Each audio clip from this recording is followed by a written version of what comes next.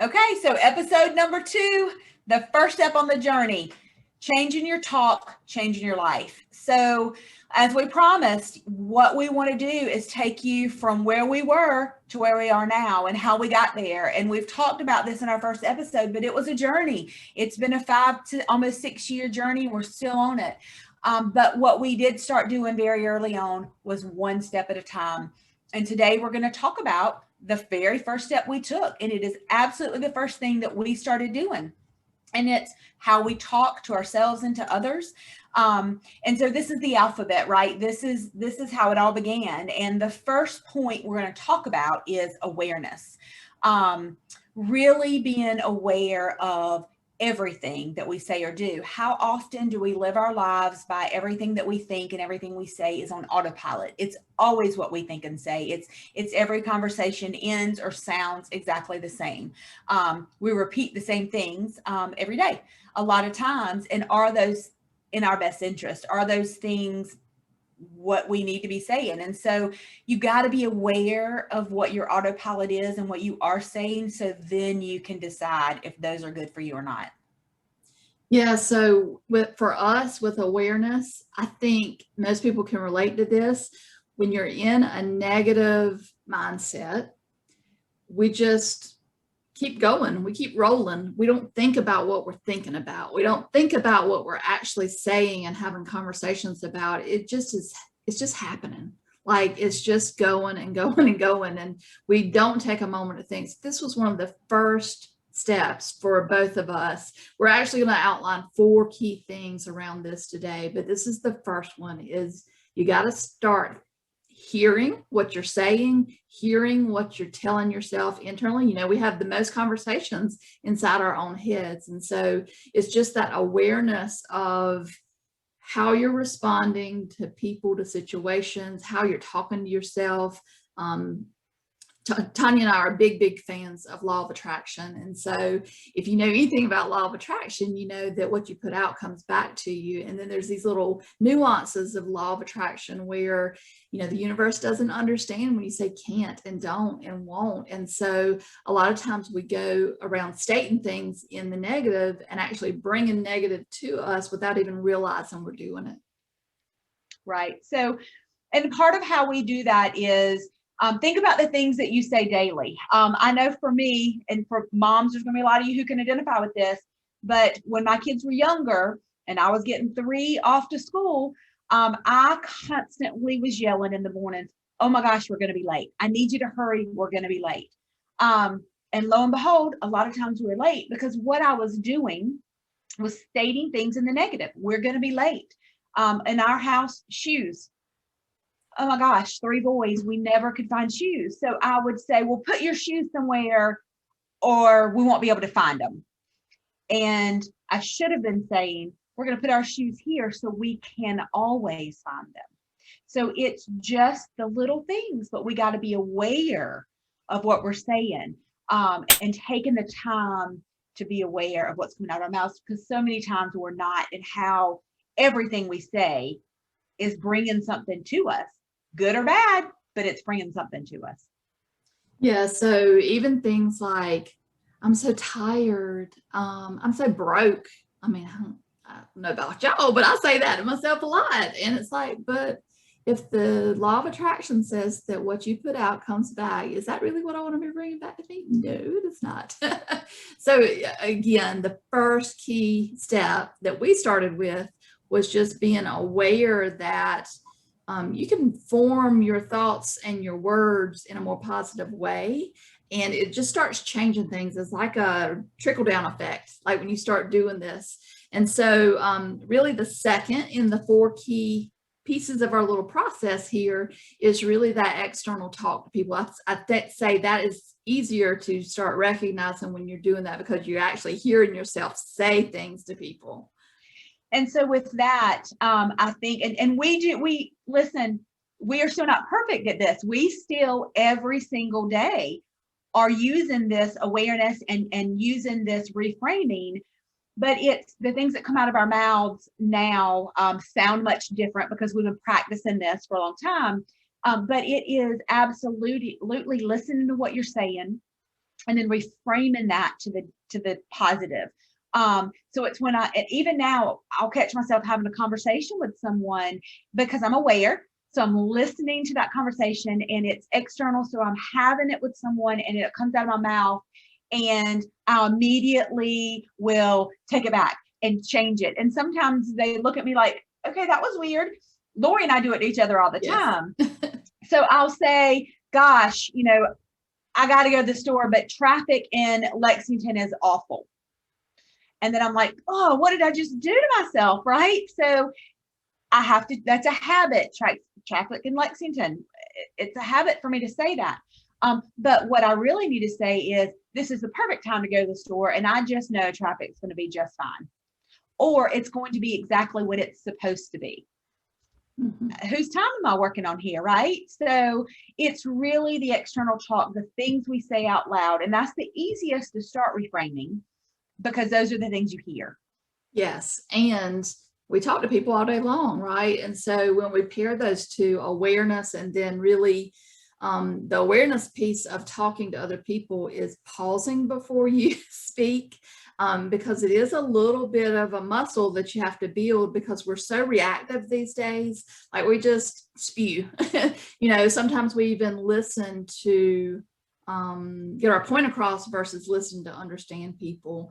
And it's just sort of where we are in today's society. And so what we're asking you to consider is a different way of doing it, where before you speak, before you think, before you go to speak and put things out there to the universe, just take that little moment to pause and really process what you're putting out.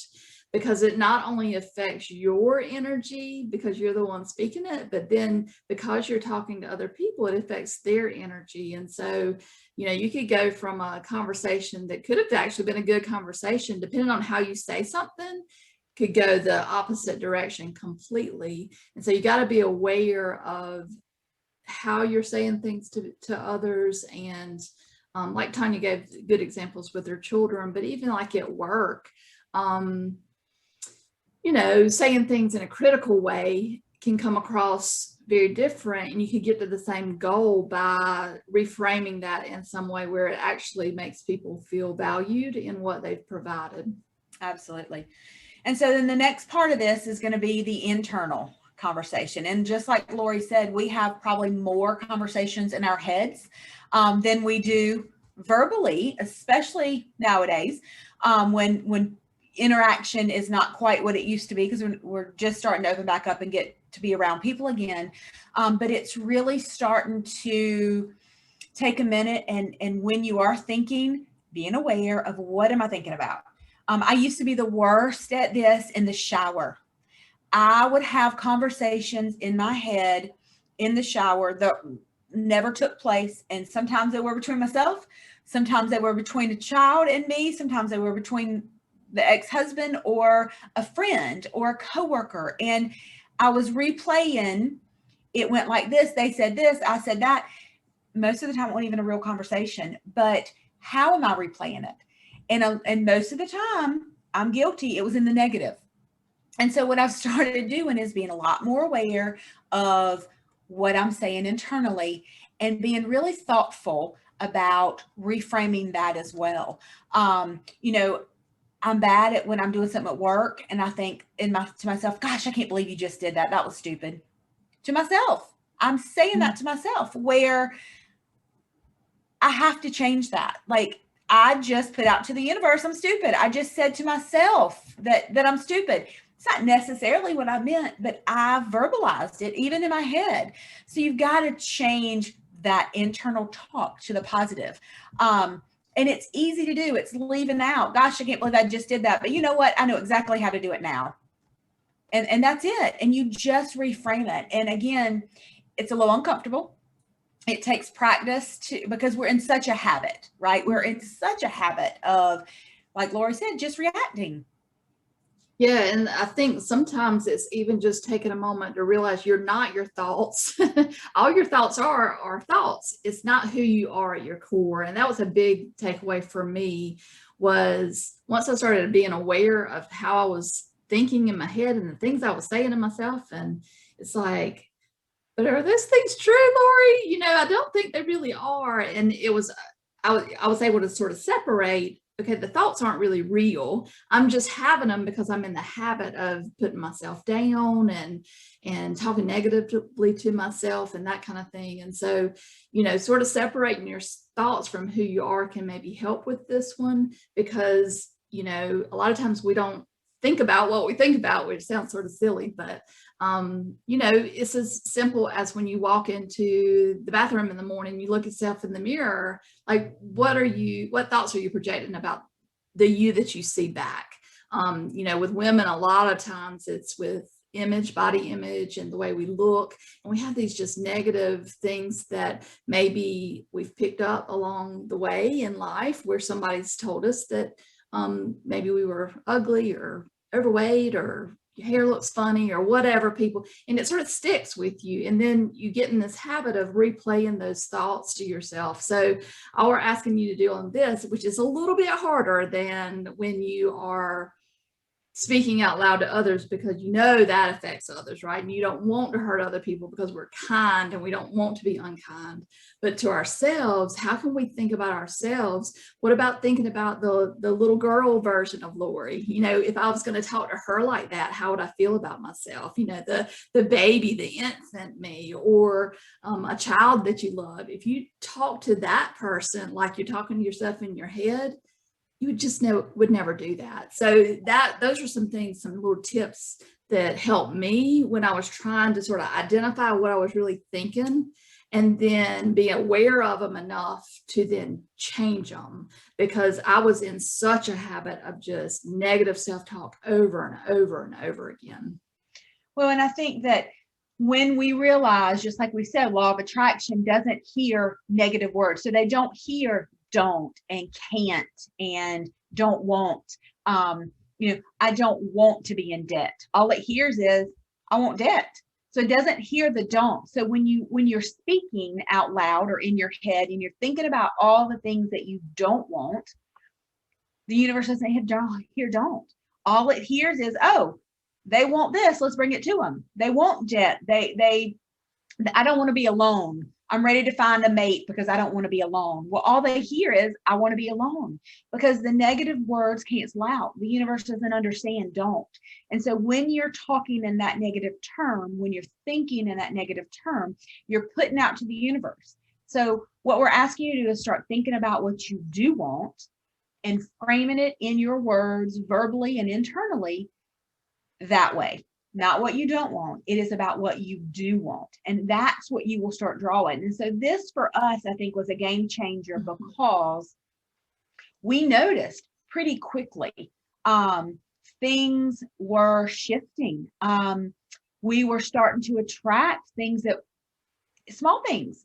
I remember, quick story, when we first got back, and I remember one of my kids had to have peaches and something else, granola bars, for a class project. And I had to pick up a kid from gymnastics, and I had to stop by Publix. And I remember going, gosh, Publix is always packed. There's no way I'm going to find this and get to my kid on time. Because that was my normal talk, right? To myself. I was in the car, I was driving, and all I thought about was, that parking lot's always packed. There is no way I'm going to get both of these items and get my kid on time. That's my habit. And then I remembered, wait a minute, that's not what I'm supposed to be doing. And this was probably the week after that first retreat. And I remember going, you know what? I'm going to find the best parking place with complete ease. Those items are going to be exactly where I need them. Checkout will be fast. And I'm absolutely getting to my kid on time. I said that out loud because I remembered to cancel. And I remember calling Lori and going, you're not going to believe this. But I pulled up, front row parking at Publix. I walked in. Guess was on each end cap? I kid you not. Peaches and granola bars. I grabbed them. Checkout express lane was completely open. I was in and out of the parking lot in less than 5 minutes, and I was early to pick up my child. And for me, that was a game changer, a complete game changer, because people said this. I was putting it into practice because shit, what did I have to lose at this point? Right. I mean, we were miserable and nothing was working. And so I had nothing to lose.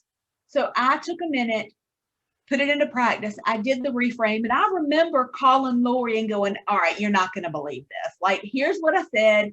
Here's what I said to myself. Here's what I said out loud. And here's what happened. And she's like, are you kidding? And I'm like, I swear to gosh, I'm not kidding. It's that simple, but it's putting it into play. And what do you got to lose? And then it becomes what our next point of this whole thing is. When you start doing it, then it felt uncomfortable, and now it is our habit, right? Yeah. So the fourth step is to create the habit. Just keep practicing this because it is uncomfortable at first. I mean, like Tanya was doing it almost to disprove it a little bit by trying to find the peaches. And so we start creating a habit, and then we loop back up to where we become even more aware. And we just keep cycling through and keep working on it every single day, because if we're creating a habit, it doesn't just change overnight. We don't go from negative Nelly, which is where we were, 6 years ago, to just positive Polly overnight. It is an everyday practice. You slip backwards sometimes. It's good to have people around you that know you're trying to do better about this, because they will call you on it. Yeah. Tanya and I call each other on it even to this day. My husband reframes things for me even to this day, because he knows I believe in it, because I've seen such drastic difference in my life. Like, this was the initial tiny little step that just was the trajectory of living a more positive, joyful life. And it wasn't immediate, it wasn't overnight, but it was sort of the foundation of what we built upon. And so the 4 steps, again, just to make sure we're all following, is to start being aware and conscious of your thoughts and what you're speaking, to really evaluate, number 2, your external, so what you're putting out there, what you're saying and speaking. And then number 3, your internal, what you're thinking and telling yourself. And then just to create that habit and practice, and then keep going through the cycle. And I swear it's been life-changing for both of us. Absolutely. And listen, I can't tell you enough how many times I thank God for that can of peaches sitting on that shelf, because I needed at that moment to see what I was practicing work. And when it did, it was a game changer. It really, for me, gave me okay, I'm on to something here. And that's going to happen to you when you start doing this and you really start making a conscious effort. You're being aware, you're speaking, you're saying internally, and it's starting to create that habit. You are going to see all the things that you do want start happening. Start with little things, getting rid of the words don't and can't, and won't, and get rid of those, and you're going to start seeing it. And that's where your habits come into play, and that's where you're going to start seeing the change. And this is, again, it's the alphabet. Like, these are the ABCs of how we got started. And if nothing else, just doing this one little thing, this little 4-step process, you feel better.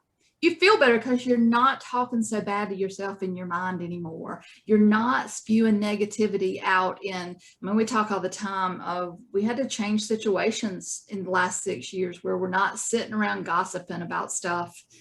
Because it just doesn't feel good anymore. And so these tiny little steps, you're going to get that immediate gratification, whether it's finding a can of peaches or it's just, oh, I feel better today. Like, I don't feel as heavy, and I don't feel as weighed down, and I don't feel as yucky.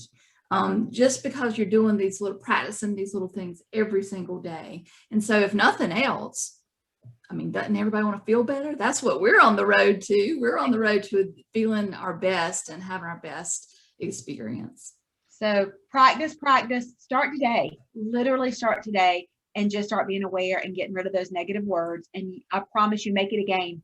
You will start seeing some change, just like we did.